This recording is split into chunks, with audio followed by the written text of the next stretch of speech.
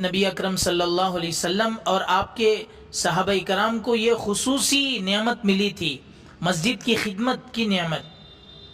اسی وجہ سے اللہ کے نبی صلی اللہ علیہ وسلم حضرت جریر رضی اللہ عنہ ان سے فرمایا تھا وَالسَّمْعِ وَالطَّاعَةِ وَالنُّصْحِ لِكُلِّ مسلم، کہ اطاعت کرنا اور فرما برداری کرنا اور اس کے ساتھ ساتھ ہر مومن مسلمان کے ساتھ خیر سے پیش آنا۔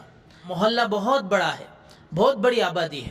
ہم اپنے بچپن سے محلے کو دیکھ رہے ہیں، یہ جو بات سامنے آ رہی کہ بھئی محلے میں کچھ کام نہیں ہوا، کمیٹیوں نے کچھ کام ٹھیک سے نہیں کیا، اسی بات نہیں ہے۔ ہم دیکھ رہے ہیں اپنے بچپن سے مسجد میں بہت کام ہوا۔ اکبری مسجد پہلے کیسی تھی، اب کیسی ہے، پھر اس سے کتنے تعاون ہوئے، بہت سارے ادارے بنے، اور بیت المال اس کا جو ایک حصہ ہے اس سے بھی کافی غریبوں کی مدد ہوئی، بچوں کی ختنہ کروائے، بیواؤں کو، یتیموں کو دیے، بہت سوں کو آج بھی دواؤں کا اس سے انتظام ہے۔ اور مکہ مسجد اتنی بڑی مسجد ہم بچپن میں دیکھے کہ وہ ایک جھوپڑی کی مسجد تھی، لیکن جھوپڑی کی مسجد سے آج کتنی خوبصورت شکل میں ہے، اور کتنے وہاں خیر کے کام ہو رہے ہیں۔ وہاں کی ہر جمعہ طے ہے، ایک وہاں مستقل ایک جمعہ کی جو رقم جمع ہوتی ہے وہ کلینک کے لیے استعمال ہوتی ہے۔ ڈاکٹر مسعود غوری صاحب، ہزاروں لوگ اب تک وہاں سے فیض یاب ہوئے، ماشاءاللہ فری ٹریٹمنٹ کرتے ہیں۔ یہ سب مسجد سے نظم ہے، مسجد سے مکتب کا نظم ہے، اور مسجد سے سواری کا نظم ہے، بیماروں کو ہیلپ کی جاتی ہے۔ ماشاءاللہ خواتین کی دینی فکر کے لیے ہر جمعہ عشاء کی نماز کے بعد کافی بہت بڑا مجمع خواتین کا آتا ہے۔ وہاں کی کمیٹی کو ہم سلام کرتے ہیں، ماشاءاللہ پوری امانت داری، دیانت داری کے ساتھ انہوں نے کام کیا۔ اکبری کی کمیٹی ہو یا مکے کی کمیٹی ہو یا مسجد عائشہ کی ہو، مسجد عائشہ معمولی نہیں جگہ ہی نہیں تھی، وہاں ایک گھر کو چھوڑ کر وہاں پر مسجد کی جگہ خریدی گئی اور اتنی عالی شان مسجد بنی۔ اس مسجد میں میں تقریباً 16 مہینے تک خدمت کیا، ماشاءاللہ بہت اچھے لوگ، بہت کام کیے، مسجد کو مستقل تعمیر کیا اور مسجد کے بازو میں مستقل جگہ لی۔ یہ سب ہمارے سامنے ہوا ہے اور پورا محلہ اس پر شاہد ہے۔ تو میں ان تمام کمیٹیوں کو سلام کرتا ہوں کہ انہوں نے بہت اچھا کام کیا۔ رہا کاشف العلوم، اس میں ایک بات یہ آتی کہ ہمارے مدرسے میں اکثر بچے یو پی بہار کے ہیں، ایسی بات نہیں ہے، پورے کرناٹک کے بچے ہیں۔ ابھی 119 بچوں کی قریب میں دستار بندی ہوئی کچھ مہینے پہلے، اور یہ دستار بندی پورے مجمع کے سامنے ہوئی، پورے ہندوستان بھر اس کی نیوز گئی، اور پورے ہندوستان بھر کے بڑے بڑے اکابر تشریف لائے تھے، دارالعلوم دیوبند ہو یا لکھنؤ ہو۔ ماشاءاللہ کتنے علماء مفتیان کرام وہاں خدمت کرتے ہیں، کتنا ماہانہ خرچ ہے وہاں پر۔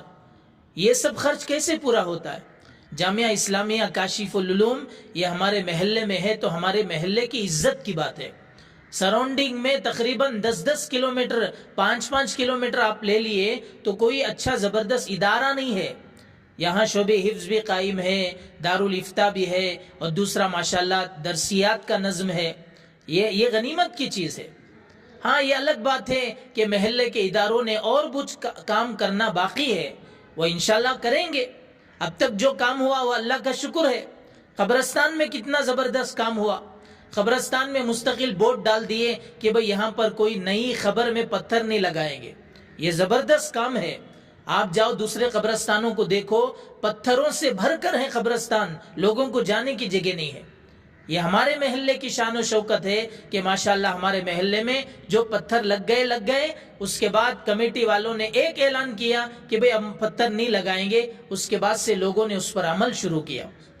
اور قبرستان میں بہت سارے بچے ڈرگس اور کہیں چھپ کر شراب وغیرہ پیتے تھے، لوگوں کو فکر ہوئی تو مضبوط دیوار بنائے، پورے قبرستان کا احاطہ کیے۔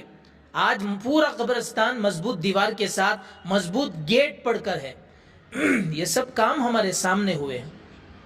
ایسے بھی اور بھی بہت سارے کام ہوئے ہیں، بس چھوٹی موٹی آپسی ناقشی کی وجہ سے، آپسی کچھ الجھنوں کی وجہ سے، آپسی کچھ ناسمجھی کی وجہ سے ہمارے محلے کا نام کو نظر لگ گئی، ہمارے محلے کی جو روشنی ہے، ہمارے محلے کا جو نام ہے، جو کام ہے، اس پر نظر لگ گئی۔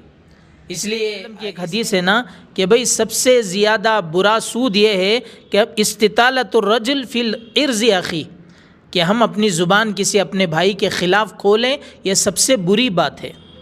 اسی طرح ایک اور حدیث میں ہے ان من اکبر الکبائر استطالۃ المرء فی عرض رجل مسلم بغیر حق، بغیر کسی حق کے ہم کسی کے شان میں گستاخی کریں، یہ سب سے بری بات ہے۔